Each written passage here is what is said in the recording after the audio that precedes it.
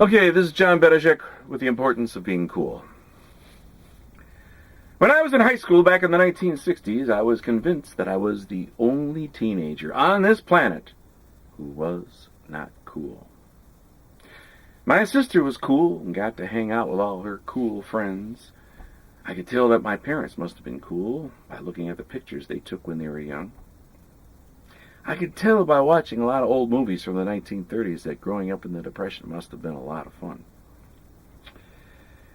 My grandparents must have been incredibly cool teenagers for them to leave their homelands in Bohemia and Poland and start a new life here in America.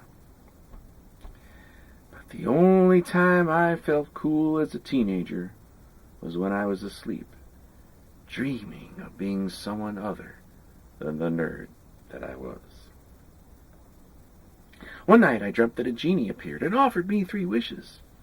I said, "Genie, I want you to make me respected, admired, and cool."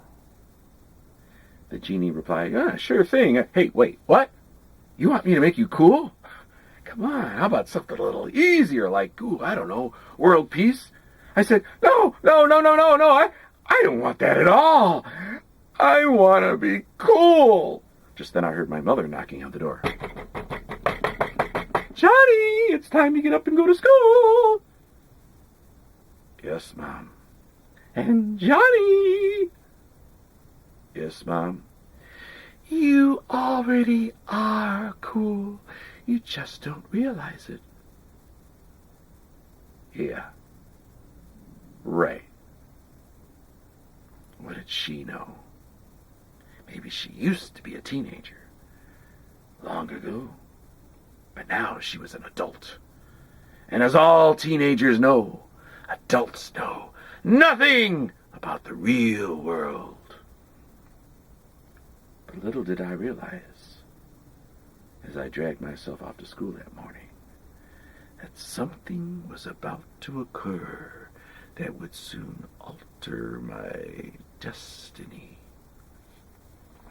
One of my nerd friends came up to me at lunch and said, "John, I'm starting a rock band, and I want you to be my bass player."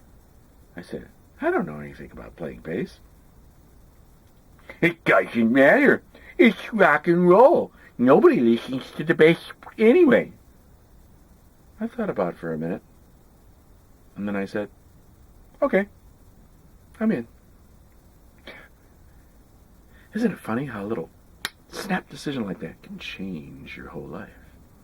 You see, I had been working at Chuck Cavallini's restaurant as a busboy for over 2 years, spending most of my time staring at Kathy Instone, the salad girl, who was the most beautiful girl in my high school.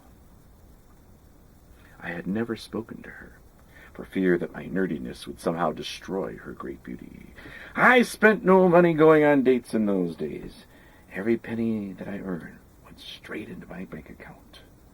The game plan was to save up, go to college, graduate as valedictorian, and then win the Nobel Prize for Physics for inventing a new form of energy that would completely revolutionize mankind.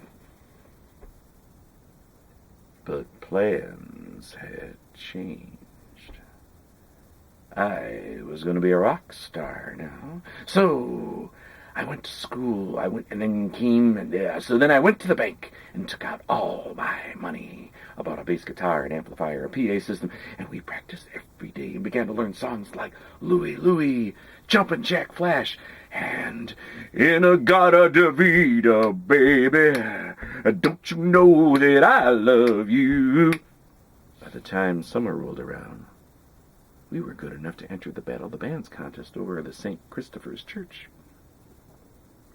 But I didn't just want to enter. I wanted to win. And to win, a band really needed to have something special that no other band had. I woke up one morning and heard Blood, Sweat, and Tears on the radio for the first time. This was a band that combined horns with rock music, and I knew that this was the sound that could push us over the top. So I called up some of my nerd friends from the high school marching band and recruited a trumpet player, a trombone player, and a saxophonist. We began to learn songs like Blood, Sweat, and Tears, Chicago, and the Ides of March. On the day of the contest, we were ready.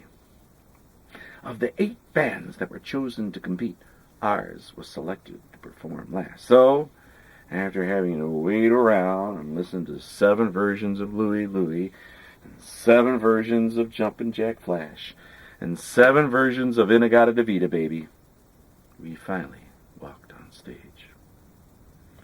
As I looked out at the audience, I noticed that nobody was paying attention to us. Everyone was busy talking to their friends. I thought to myself, who am I kidding? I'm no rock star. I'm just a nerd. Just then, the drummer counted off 1, 2, 3, 4, and the horns kicked in. Da-da-da-da-da-da. And I started singing, I'm the friendly stranger in a black sedan. Won't you hop inside my car? Everybody in the audience stopped what they were doing, turned around, and began to stare at us as if we were aliens from another planet.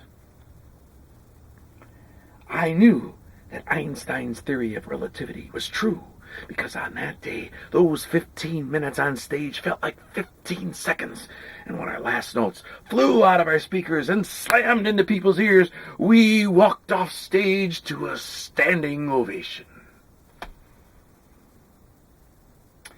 As I was putting my guitar back into its case, I felt the presence of someone staring at me. I looked up, and there was Kathy Instone.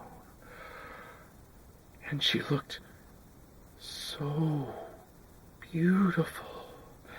And for the first time ever, she spoke to me. And she said, John, your band sounds great. Say, I'm having a party at my house next Saturday night, and I was wondering if you want to come?